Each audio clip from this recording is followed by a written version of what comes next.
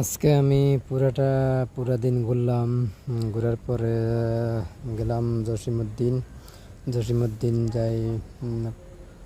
তখন একটা ভিডিও করলাম।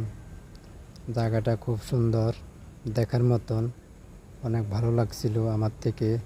তখন আমি ভাবছিলাম একটা ভিডিও করে লই।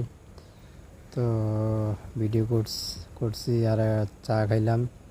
চা খাবার পরে তখন হাঁটলাম। হাঁটতে ভিডিওটা করলাম। তো ভিডিওটি দেখতে থাকুন। যদি ভালো লাগে লাইক শেয়ার করবেন, সাবস্ক্রাইব করবেন, ফলো করবেন নিত্য নতুন ভিডিও পেতে।